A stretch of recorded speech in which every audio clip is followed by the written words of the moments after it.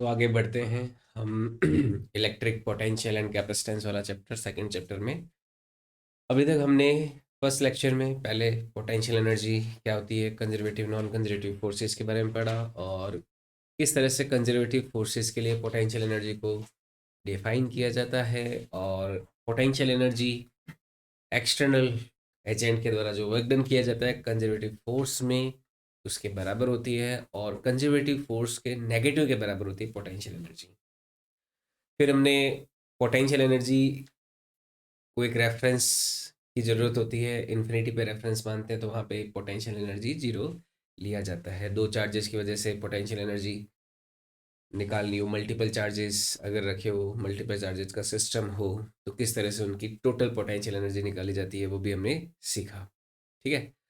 अब फिर हमने देखा कि भाई एक और क्वांटिटी हमें चाहिए जिसको पोटेंशियल कहा जाता है, क्योंकि पोटेंशियल एनर्जी का इफेक्ट जो है वो किस दूसरे इफेक्ट की वजह से क्रिएट होता है, वो एक्चुअल में होता है पोटेंशियल। तो पोटेंशियल को हमने डिफाइन किया कि यूनिट चार्ज के लिए जो पोटेंशियल एनर्जी होगी वही क्या होगी, पोटेंशियल होता है। कोई पॉइंट चार्ज अगर है तो उससे आर डिस्टेंस पे जो पोटेंशियल की वैल्यू है वो कितनी होती है, के क्यू अपॉन आर होती है। ठीक है। तो लास्ट क्लास में हमने यहाँ तक पढ़ा, देखा, समझा। कोई पॉइंट चार्ज क्यू चार्ज है, उससे आर डिस्टेंस पे पोटेंशियल की वैल्यू निकालनी है तो क्या फॉर्मूला होगा, के क्यू अपॉन आर। हमने कंपैरिजन भी किया इलेक्ट्रिक फील्ड के ग्राफ और पोटेंशियल के ग्राफ के बीच में भी। ठीक है। Electric field one upon R square के प्रोपोर्शनल होता है, पोटेंशियल जो है पॉइंट चार्ज की वजह से वन अपॉन आर के प्रोपोर्शनल होता है। ठीक है। आई बात समझ में। अब देखो थोड़ा आगे बढ़ते हैं हम। अब एक सिंगल पॉइंट चार्ज की वजह से तो निकाला, लेकिन अगर मल्टीपल चार्जेस हो तो उनकी वजह से हम पोटेंशियल कैसे निकाल सकते हैं किसी पॉइंट पे। तो potential due to multiple charges हम लेते हैं next, potential due to multiple charges. मान लीजिए बहुत सारे चार्जेस हैं, उन सभी चार्जेस की वजह से हमें पोटेंशियल निकालना है। बहुत सारे चार्जेस कैसे हैं, यहाँ पे मान लो कोई Q1 चार्ज है और इससे R1 डिस्टेंस पे इस पॉइंट, कोई पॉइंट P है मान लो, इस पॉइंट P पर हमें पोटेंशियल की वैल्यू निकालनी है। Q1 चार्ज की वजह से भी है, कोई Q2 चार्ज है जिसकी इस पॉइंट से डिस्टेंस कोई R2 है। इस तरह से मान लो n चार्ज पार्टिकल्स हैं, उन सब चार्ज पार्टिकल की वजह से इस पॉइंट P पे पोटेंशियल की वैल्यू निकालनी है। तो यहाँ पर मान लो ये Rn डिस्टेंस पर है, बहुत सारे चार्जेस है Q1 Q2 Q3 Q4 and so on Qn। अब एक बात हमें पता है कि पोटेंशियल जो है वो क्या होता है, एक स्केलर क्वांटिटी है। पोटेंशियल कैसी क्वांटिटी है, स्केलर क्वांटिटी। तो स्केलर क्वांटिटी में डायरेक्ट एडिशन हो जाता है, वेक्टर का लफड़ा खत्म। वरना वेक्टर क्वांटिटी जैसे इलेक्ट्रिक फील्ड एक वेक्टर क्वांटिटी थी, तो आपने क्या किया था, वेक्टर समेशन किया था ना, है ना। वहाँ पे वेक्टर का जो प्रिंसिपल होता है वो सारे वहाँ पे लगते हैं, लेकिन पोटेंशियल तो क्या है, एक स्केलर क्वांटिटी है, तो वेक्टर का लफड़ा खत्म। तो काम आसान होगा, यानी कि डायरेक्टली ऐड करना है सभी का पोटेंशियल। तो as potential is a vector quantity, so potential due to all charges is added directly. So potential due to all charges is directly added। तो हम डायरेक्टली उसको ऐड कर देंगे बिना कोई ज़्यादा दिक्कत के। जैसे इस Q1 की वजह से इस पॉइंट पे पोटेंशियल निकालना है हमें, तो कितना हो गया, के Q1 अपॉन R1। इसमें ऐड कर देंगे Q2 वाला पोटेंशियल, के Q2 अपॉन R2, प्लस मान लो कोई के Q3 भी होता, R3। कहाँ तक, मान लो n चार्ज है तो के Q1 अपॉन R है। तो सभी चार्जेस का पोटेंशियल हम ऐड करके नेट जो पोटेंशियल होगा किसी एक पॉइंट पे उसकी वैल्यू निकाल सकते हैं। पोटेंशियल क्योंकि स्केलर क्वांटिटी है तो डायरेक्ट ऐड करने में कोई समस्या वाली बात यहाँ पर नहीं है, हम डायरेक्ट ऐड कर सकते हैं। Okay, clear. एग्जाम्पल कर लेते हैं। अच्छा, एग्जाम्पल करने से पहले ये बात ध्यान रखना कि कोई पॉजिटिव चार्ज अगर होता है तो उसकी वजह से उसके आसपास कोई पॉजिटिव पोटेंशियल डेवलप होता है, पॉजिटिव पोटेंशियल होता है। नेगेटिव चार्ज की वजह से पोटेंशियल कैसा होगा, नेगेटिव होगा। तो एक बात ध्यान रखना, note, positive charge create positive potential, positive charge creates positive potential and negative charge creates negative potential. ठीक है, पॉजिटिव तो पॉजिटिव पोटेंशियल क्रिएट करता है और नेगेटिव कैसा करता है, नेगेटिव पोटेंशियल क्रिएट करता है। जैसे एग्जांपल के तौर पे यहाँ पे मान लीजिए, एग्जांपल ले रहा हूँ, ये कोई चार्ज है 6 माइक्रोकुलाम का प्लस का है, और यहाँ पे कोई चार्ज है 3 माइक्रोकुलाम माइनस का। ठीक है, यहाँ से एक पॉइंट है कोई 2 मीटर की दूरी पर, और यहाँ से कोई पॉइंट है 3 मीटर की दूरी पर। इस पी पॉइंट पे नेट पोटेंशियल कितना होगा, ये हमें निकालना है, मान लो। ठीक है, 6 माइक्रोकुलाम से कोई पॉइंट है पी, 2 मीटर की दूरी पर, -3 माइक्रोकुलाम से पॉइंट पी की डिस्टेंस कितनी है, 3 मीटर है। तो इस पॉइंट पे नेट पोटेंशियल कितना होगा, तो नेट पोटेंशियल निकालने के लिए हम क्या करेंगे, दोनों का जो पोटेंशियल होगा उसको ऐड कर देंगे। तो जो नेट पोटेंशियल की वैल्यू आएगी वीपी, वो कितनी आ जाएगी, के Q1/R1, के Q2/R2। तो के देखो कॉमन आ जाएगा, के की वैल्यू ऐसे इसमें कॉमन आ जाएगी, तो के हो जाएगा अपना 9 × 10⁹ 9 के। Q1 कितना हो गया, 6 माइक्रोकुलम, 6 माइक्रो कितना होता है, 10⁻⁻⁶। के Q1/R1, R1 कितना है 2। ठीक है, के Q1/R1, और दूसरा हो जाएगा के Q2 की जगह क्या रख दोगे, -3 माइक्रोकुलाम रख दोगे। -3 माइक्रो क्या होता है, 10⁻⁻⁶ होता है, अपॉन कितनी डिस्टेंस है, 3 मीटर, के Q2/R2। ठीक है, आपको क्या करना है, पॉजिटिव चार्ज है तो बस पॉजिटिव प्लस कर रखिए, नेगेटिव चार्ज है तो माइनस कर रखिए। ठीक है, क्योंकि positive charge positive potential develop करेगा, negative charge negative potential develop करेगा, तो आप उसको वैसे ही लिखिए।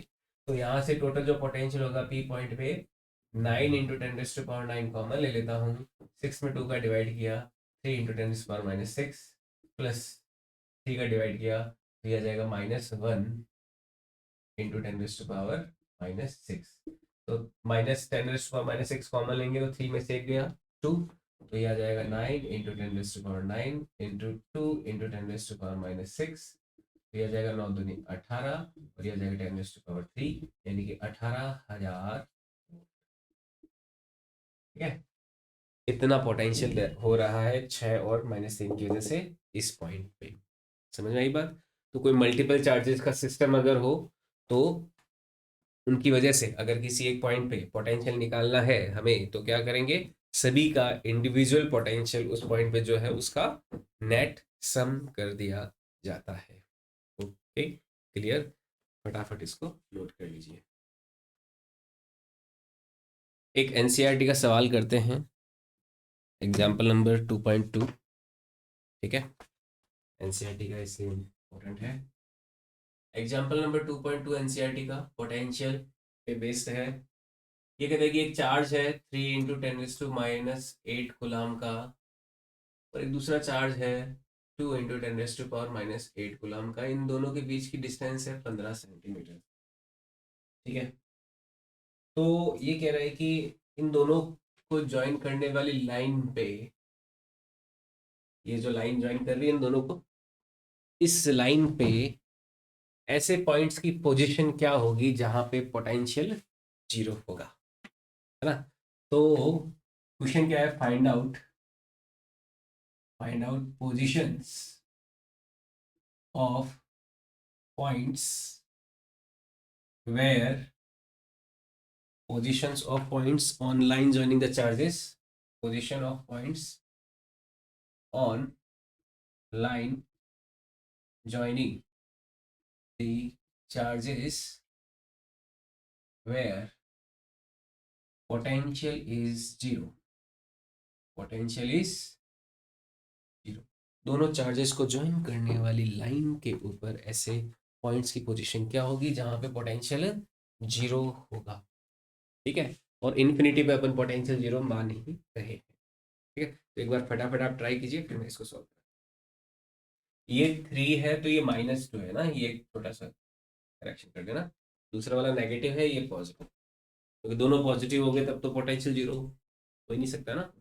एक पॉजिटिव और एक नेगेटिव का तभी ऐसी कोई कंडीशन बनेगी जिसमें पोटेंशियल नेगेटिव मिलेगा, मिलेगा ना, क्योंकि पॉजिटिव में से ही नेगेटिव सब्ट्रैक्ट होकर कुछ जीरो आ सकता है। तो बताइए, सॉल्व कीजिए, ये सवाल सॉल्व करते हैं। देखो, जैसे इस लाइन पे कोई पॉइंट होगा, मान लो ये पॉइंट यहाँ पे कहीं पे एक पॉइंट है जहां पे पोटेंशियल क्या लेना है अपन को, जीरो। इस पॉइंट की पोजीशन पता लगा लेते हो, मान लो ये x डिस्टेंस है 3 वाले से, तो ये डिस्टेंस कितनी हो जाएगी, 15 माइनस एक्स हो जाएगी, सेंटीमीटर में ध्यान रखना। ऐसा मान लिया कि 3 × 10⁻⁸ कूलम से कितनी डिस्टेंस पर है, एक्स डिस्टेंस पर है, तो -2 वाले से कितनी डिस्टेंस पे हो जाएगा, 15 माइनस एक्स पे हो जाएगा। अब एक और बात ध्यान से समझना, पोटेंशियल क्या होता है, के क्यू अपॉन आर होता है ना। वी बराबर क्या होता है, के क्यू अपॉन आर। यहाँ पे इस चार्ज का मैग्नीट्यूड ज्यादा है, इस चार्ज का मैग्नीट्यूड कम है, ठीक है। अब एक ऐसा पॉइंट जहां पे ये जितना पॉजिटिव पोटेंशियल क्रिएट कर रहा है उतना ही ये नेगेटिव पोटेंशियल क्रिएट कर दे, तो उसके लिए क्यू अपन आर की वैल्यू क्या होनी चाहिए, बराबर होनी चाहिए। यानी कि जिसका क्यू ज्यादा है उसका आर भी ज्यादा होगा, यानी कि जो जीरो पोटेंशियल वाला पॉइंट जो होगा उसकी पोजीशन ज्यादा किसकी तरफ होगी, -2 की तरफ होगी। क्यों, क्योंकि ये चार्ज का ज्यादा होने का जो इफेक्ट है उसको खत्म करने के लिए हमें डिस्टेंस भी ज्यादा लगेगी। समझ में आई बात। तो जो जीरो पोटेंशियल वाला पॉइंट है उसकी पोजीशन -2 वाले की तरफ इंक्लाइंड होगी, -2 वाले की तरफ होगी ज्यादा। वो अब कैलकुलेशन से भी अपन चेक कर सकते हैं। जैसे उस पी पॉइंट पे नेट पोटेंशियल जीरो करना है तो जीरो पोटेंशियल बराबर क्या हो जाएगा, इसकी वजह से पोटेंशियल हो जाएगा k × 3 × 10⁻⁸ अपॉन आर। आर कितना, x सेंटीमीटर, है ना। और इस वाले की वजह से पोटेंशियल हो जाएगा माइनस में k2 × 10⁻⁸ अपॉन आर। आर कितना, -x हो गया। ये सेंटीमीटर में तो 10⁻⁻2 कर सकते हो, इंटू 10⁻⁻2 कर सकते हो, ठीक है। 10⁻⁻2 कॉमन लेके जीरो में भेज दिया, के को कॉमन लेके जीरो में भेज दिया, -8 को भी कॉमन लेके जीरो में भेज दिया, तो जीरो बराबर क्या आ गया, 3/x -2/15 - x। ये सिंप्लीफाई हो गया ना, 3/x -2/15 - x। इस इक्वेशन को सॉल्व करते हैं तो ये आती है 3/x = 2/15 - x। क्रॉस मल्टीप्लाई करके x की वैल्यू निकालते हैं, 45 - 3x बराबर कितना आ जाएगा, 2x। 2x और 3x हो जाएंगे 5x, तो 5x = 45। तो x की वैल्यू कितनी आ गई, 45 में 5 का डिवाइड करते हैं कितना आता है, 9 सेंटीमीटर इज द आंसर। क्या आंसर आया, 9 सेंटीमीटर। यानी कि यहाँ से कितना, 9 सेंटीमीटर पर, इस चार्ज से 9 सेंटीमीटर पर, तो इस चार्ज से कितना आ गया, 15 में से 9 गया 6। यानी कि यहाँ से तो 6 सेंटीमीटर दूर होना चाहिए और यहाँ से 9 सेंटीमीटर दूर होना चाहिए। इस पॉइंट पे पोटेंशियल जीरो होगा, ठीक है।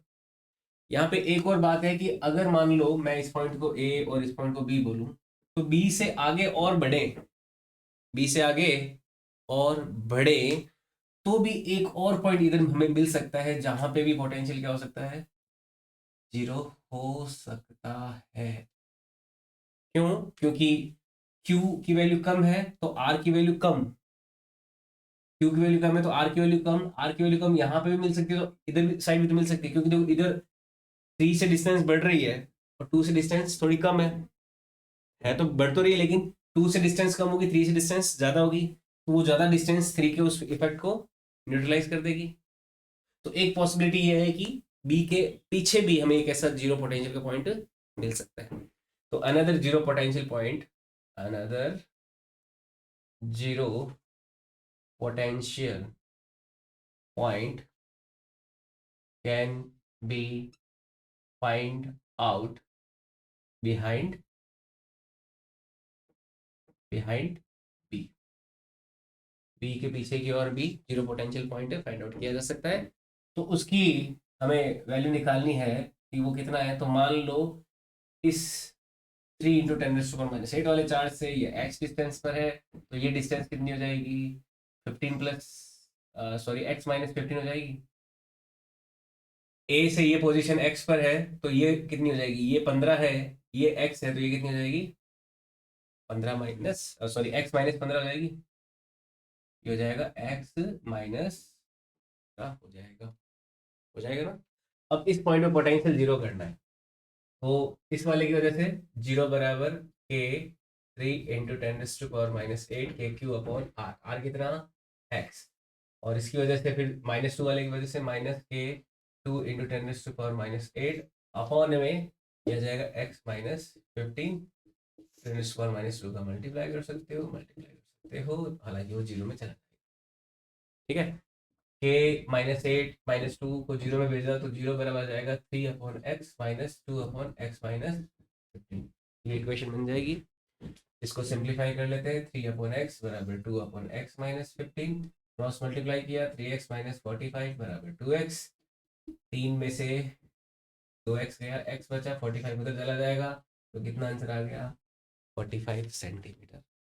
यानी कि इस ए पॉइंट से एक ऐसा और पॉइंट होगा जहां पे पोटेंशियल जीरो होगा, वो उसकी पोजीशन क्या होगी, 45 सेंटीमीटर होगी। अच्छा, उसकी इस बी चार्ज से पोजीशन क्या होगी, 45 - 15 यानी कि 30 सेंटीमीटर।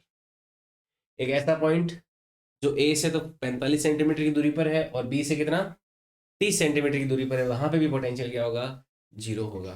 तो इस चार्ज सिस्टम के लिए एनसीईआरटी का एग्जांपल है, बहुत अच्छे से ध्यान रखना है इसको। इस तरह के चार्ज सिस्टम के लिए एक तो बीच में और एक बाहर, ऐसे दो पॉइंट हो सकते हैं उस दोनों चार्जेस को मिलाने वाली लाइन के ऊपर, जहां पे पोटेंशियल जीरो हो सकता है। ओके, नोट कर लीजिए फटाफट इसको। नेक्स्ट देखो, एक छोटा सा न्यूमेरिकल है। एक क्वेश्चन है कि भाई कोई पॉइंट चार्ज है, मान लो क्यू कोई पॉइंट चार्ज है। हम जानते हैं कि इससे जो इलेक्ट्रिक फील्ड लाइंस होती है वो बाहर की ओर निकलती है ना। कोई पॉइंट चार्ज है, इलेक्ट्रिक फील्ड लाइंस क्या होती है, रेडियली आउटवर्ड होती है। मान लो यहाँ पे कोई पॉइंट ए है, यहाँ पे कोई पॉइंट बी है, यहाँ पे पॉइंट कोई सी है। तो ए बी और सी पॉइंट पर इलेक्ट्रिक पोटेंशियल का ऑर्डर क्या होगा, find out order of find out order of electric potential potentials at A B and C. मान लो वी ए वी बी और वी सी है, तो बताओ कौन ज्यादा होगा कौन कम होगा, वी ए ज्यादा होगा, वी बी ज्यादा होगा, या वी सी ज्यादा होगा। हमें ए बी सी तीनों पॉइंट्स पर पोटेंशियल का ऑर्डर पता लगाना है। ठीक है, बताओ क्या होगा। सिंपल सा फॉर्मूला है, किसी पॉइंट चार्ज की वजह से पोटेंशियल का फॉर्मूला क्या होता है, के क्यू अपॉन आर। तो आर बढ़ेगा तो पोटेंशियल कम होगा ना, होगा नहीं होगा। तो सबसे ज्यादा पोटेंशियल किस पॉइंट का है, ए का। सबसे ज्यादा किसका है, ए का, उसके बाद में बी का, उसके बाद में सी का। तो V is greater than V is greater V C. समझ में आई बात। अच्छा, एक बात यहाँ पे मैं इस न्यूमेरिकल के माध्यम से आपको समझाना चाहता हूँ। इलेक्ट्रिक फील्ड की डायरेक्शन में जैसे जैसे हम आगे बढ़ते हैं तो पोटेंशियल क्या हो रहा है, कम हो रहा है, बढ़ रहा है, कम हो रहा है ना। सी पे पोटेंशियल कम है, बी पे ज्यादा है, ए पे बहुत ज्यादा है। तो जैसे जैसे हम इलेक्ट्रिक फील्ड की डायरेक्शन में आगे बढ़ते हैं, पोटेंशियल की वैल्यू क्या होती है, डिक्रीज होती है। तो एक बहुत ही इंपॉर्टेंट नोट है, इन direction of electric field, in direction of electric field, direction of electric field potential decreases. ठीक है, इलेक्ट्रिक फील्ड की डायरेक्शन में पोटेंशियल डिक्रीज होता है। ठीक है, ये नोट कर लीजिए यहाँ। नेक्स्ट देखो, आगे लेते हैं एक डेरिवेशन डायपोल की वजह से इलेक्ट्रिक पोटेंशियल। तो electric potential due to a dipole, electric potential due to, हम डायपोल के बारे में ये जानते हैं कि भाई डायपोल क्या होता है।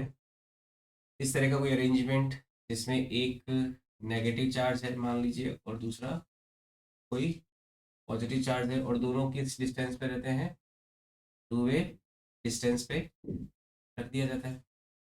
दो मैग्नीट्यूड में इक्वल पर नेचर में अपोजिट चार्ज जब किसी डिस्टेंस पे रखे हुए हो तो उस कॉम्बिनेशन को डायपोल बोला जाता है। अब मान लो इस डायपोल के लिए इस सेंटर से कोई ए डिस्टेंस पे पॉइंट है पी, इस पी पॉइंट पे इस डायपोल की वजह से हमें, सॉरी सेंटर से आर डिस्टेंस पे, तो इससे थीटा एंगल बना रहा है। थीटा एंगल किससे बना रहा है, ये देखो नेगेटिव चार्ज है और पॉजिटिव चार्ज है, तो इसका जो डायपोल मोमेंट है पी वेक्टर उसकी डायरेक्शन की तरह इधर से इधर रहती है ना। डायपोल मोमेंट की डायरेक्शन क्या होती है, नेगेटिव से पॉजिटिव की ओर। तो डायपोल मोमेंट और उस पी के पोजीशन वेक्टर के बीच में एंगल कितना है, थीटा है। जो भी पॉइंट पी है ना, डायपोल के सेंटर से आर डिस्टेंस पे कोई पॉइंट पी है, उस पॉइंट पे हमें पोटेंशियल की वैल्यू निकालनी है। समझ में आई बात। देखो कैसे निकालेंगे, ये एंगल थीटा है तो ये एंगल कितना हो जाएगा 180 माइनस थीटा। मान लो इस डिस्टेंस को मैं बोल देता हूँ आर, क्या बोल दिया, आर, और इस डिस्टेंस को बोल देता हूँ आर टू, इस डिस्टेंस को क्या बोल दिया, आर। तो जो पोटेंशियल आएगा नेट पोटेंशियल उस पी पॉइंट पे, उसकी वैल्यू कितनी आएगी, इसकी वजह से तो प्लस का आएगा के क्यू अपॉन आर वन, इसकी वजह से प्लस का आएगा ना के क्यू आर वन, इसकी वजह से माइनस का आएगा के क्यू आर टू, यही तो नेट पोटेंशियल की वैल्यू।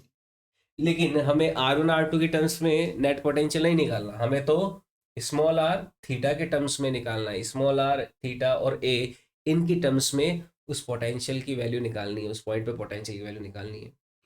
तो हमें आर वन और आर टू की वैल्यू को चेंज करना पड़ेगा। यहाँ पे आर वन और आर टू की वैल्यू को हमें आर, ये टू ए है तो ये ए है और ये भी ए होता है, ये डिस्टेंस ए और ये भी ए होती है। तो हमें आर वन की वैल्यू को ए आर थीटा और आर टू की वैल्यू को भी ए आर थीटा के टर्म्स में लिखना होगा। ठीक है, इसको कैसे लिखा जाए, इसको लिखने के लिए एक ट्रिग्नोमेट्री का बेसिक जो प्रॉपर्टी होता है वो हमें ध्यान में रखना है। देखो अगर कोई ट्राइंगल है, उस ट्राइंगल में ये अगर अल्फा एंगल है, अल्फा के सामने वाली भुजा ए है और ये आर्म बी है और ये आर्म सी है। कोई ट्राइंगल है जिसकी आर्म्स क्या है, ए बी सी है, और कोई एक एंगल मान लो अल्फा है, तो ट्राइंगल की एक प्रॉपर्टी होती है कि कॉस अल्फा बराबर होता है B square plus C square minus में A square upon two B C. ये ट्राइंगल का एक प्रॉपर्टी होता है ट्रिग्नोमेट्री का। ठीक है, कॉस अल्फा, अल्फा बराबर क्या, साइड वालों का स्क्वायर करके ऐड कर दो, जो एंगल के सामने वाली आर्म है उसका स्क्वायर सब्ट्रैक्ट कर दो, divided by two B C. जो वेक्टर प्रिंसिपल है वहीं से आया हुआ है, पर अभी अपन को सीधा डायरेक्ट फॉर्मूला यूज करना है। तो यहाँ पे देखो इस ट्राइंगल में कॉस थीटा बराबर कितना हो जाएगा, साइड वाली आर्म्स का स्क्वायर यानी कि A square plus R square, ऊपर सामने वाली का subtraction R one square divided by side वाली का multiply twice of A R, ये हो जाएगा।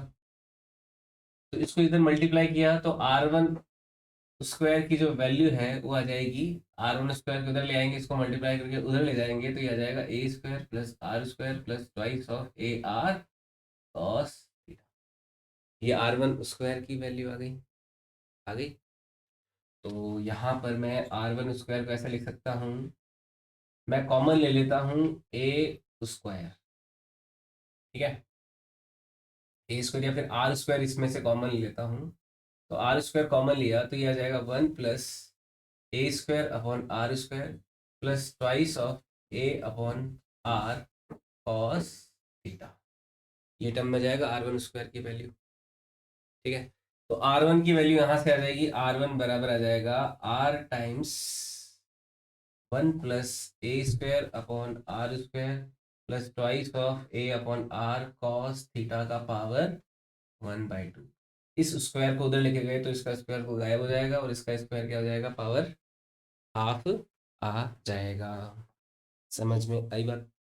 ठीक है, क्लियर है ये चीज? अब देखो आगे, यहाँ पे पावर 1/2 आ चुका है, ये R1 की वैल्यू है, R1 का वैल्यू। अब देखो यहाँ पर जो ए स्क्वायर अपॉन आर स्क्वायर है, इसको अगर अपन नेग्लेक्ट कर दें, इसको ए स्क्वायर अपॉन आर स्क्वायर को, उससे पहले मैं R2 की वैल्यू भी देख लेता हूँ। जैसे हमें R2 की वैल्यू देखनी है, R2 की वैल्यू R और A के टर्म्स में, तो वो भी कुछ इसी तरह से आएगी। और उसकी वैल्यू देखो क्या हो जाएगी, ये ट्राइंगल है तो कॉस 180 माइनस थीटा बराबर आ जाएगा R square plus A square minus R2 square upon twice of A R, ये आ जाएगा। वही ये ट्राइंगल वाला फंडा लगा है इसमें भी। कॉस 180 माइनस थीटा तो क्या होता है, माइनस कॉस थीटा होता है। ट्राइंगल की एक और प्रॉपर्टी, क्वाड्रेंट प्रिंसिपल, ये डेरिवेशन आपके एनसीईआरटी में है इसलिए कर रहे हैं अपन। तो कॉस 180 माइनस थीटा क्या हो गया, माइनस कॉस थीटा, ये हो गया A square plus R square minus R2 square upon twice of A R. तो यहाँ से R2 स्क्वायर की जो वैल्यू आएगी ये आ जाएगी, इसको इधर मल्टीप्लाई करके इधर लेके आए तो ये आ जाएगा A square plus R square plus twice of A R cos theta. यानी कि प्लस का, ये प्लस का, देखो एक मिनट यहाँ पे गड़बड़ हुई है, ये इसको उधर मल्टीप्लाई करेंगे तो 2AR कॉस थीटा प्लस का होगा, उधर लाएंगे तो ये माइनस का हो जाएगा ना। एक ये गड़बड़ हुई है तो इसको ध्यान में रखिए, ये माइनस का, ओके। और यहाँ पर ये प्लस का आया है तो R2 की जो वैल्यू आएगी वो आ जाएगी, उसमें भी R कॉमन लिया तो ये आ जाएगा 1 plus A square upon R square plus twice of A upon R cos theta की पावर हाफ, ये आ जाएगा R2 की वैल्यू। अगर a बहुत बहुत ज़्यादा छोटा है r से, तो हम ए स्क्वायर अपॉन आर स्क्वायर जो होता है उसको नेग्लेक्ट कर सकते हैं, उसको क्या ले सकते हैं, 0 ले सकते हैं, ठीक है। और 1/R1 की वैल्यू, तो देखो यहाँ से R1 की वैल्यू तो कितनी आ जाएगी, यहाँ पर R1 का जो वैल्यू आ जाएगा वो आ जाएगा R टाइम्स 1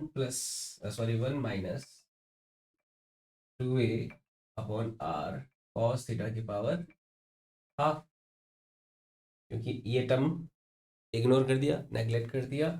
और R2 कितना आ जाएगा, R2 आ जाएगा R times 1 + 2A/R cos theta आ जाएगा, आ जाएगा। अब यहाँ पे हम R1 और R2 की वैल्यू रख देते हैं। Let's say this is equation 1, this is equation 2 and this is equation 3। तो 2 और 3 की वैल्यू को किस में रख दिया, इक्वेशन फर्स्ट में रख दिया। तो जैसे इक्वेशन फर्स्ट में वैल्यू रखेंगे तो जो नेट पोटेंशियल का एक्सप्रेशन बनेगा वो बनेगा KQ/R1।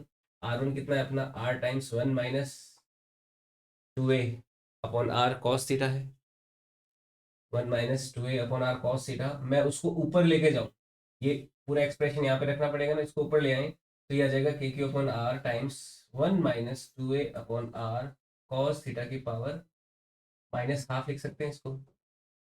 ये वैल्यू R टाइम्स नीचे आएगी ना, ये फैक्टर, इसको ऊपर लेके गए तो पावर जो हाफ थी वो माइनस का हाफ हो गई।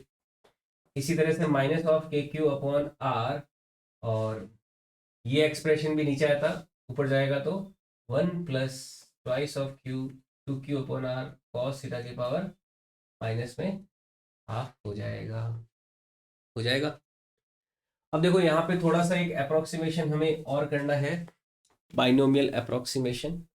बाइनोमियल अप्रोक्सीमेशन क्या होता है,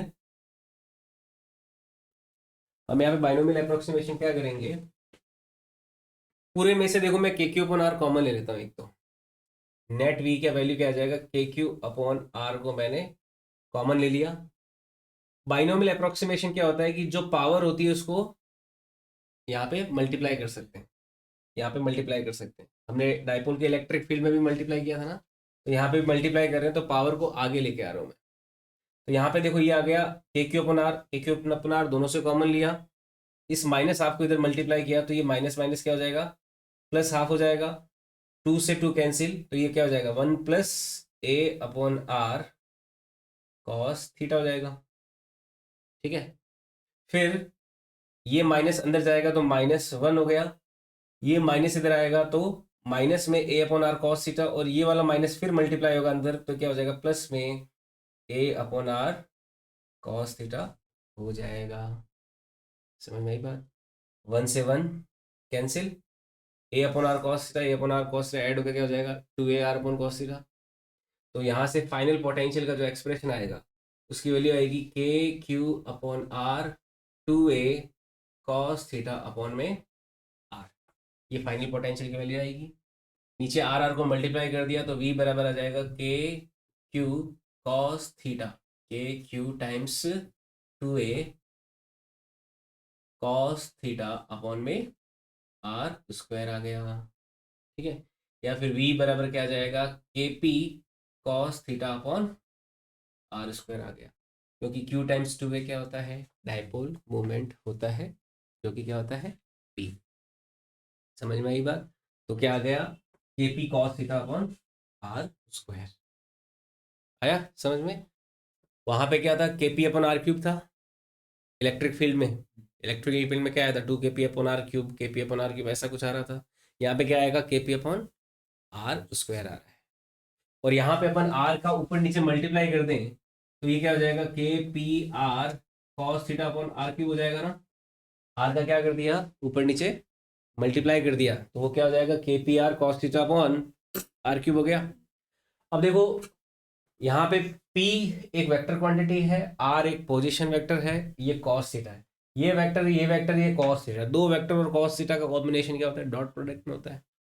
तो इसको अपन ऐसे भी लिख सकते हैं V इज इक्वल टू के पी डॉट आर अपॉन में आर क्यूब, ऐसे भी लिख सकते हैं। हालांकि अपने न्यूमेरिकल्स वगैरह सॉल्व करने के लिए ये फॉर्मूला, ये जो ऊपर वाला फॉर्मूला है वो काम आएगा।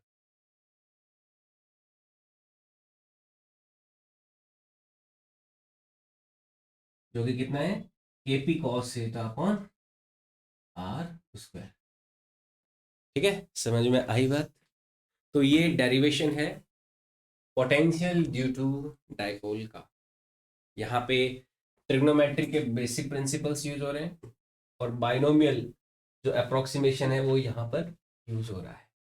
ठीक है, बाइनोमियल अप्रोक्सीमेशन में क्या होती है पावर आगे मल्टीप्लाई कर दी जाती है। बाइनोमियल अप्रोक्सीमेशन अगर आपको पता हो, याद नहीं हो तो ध्यान रखना कि 1 प्लस एक्स का पावर जो n है वो हो जाता है लगभग 1 प्लस एन एक्स, कब, जब x की वैल्यू 1 से बहुत ज़्यादा छोटी हो। तो यहाँ पे r क्योंकि बहुत बड़ा है a से, तो ये वैल्यू इससे बहुत ज़्यादा छोटी है, तो इस पावर को आगे मल्टीप्लाई करने में कोई प्रॉब्लम नहीं है, इसलिए मल्टीप्लाई कर दिया। समझ में आई बात? तो इस तरह से ये डेरिवेशन करते हैं, इसे नोट कर लीजिए, और अपन आज के लिए इतने रखेंगे। यहाँ से आगे नेक्स्ट लेक्चर में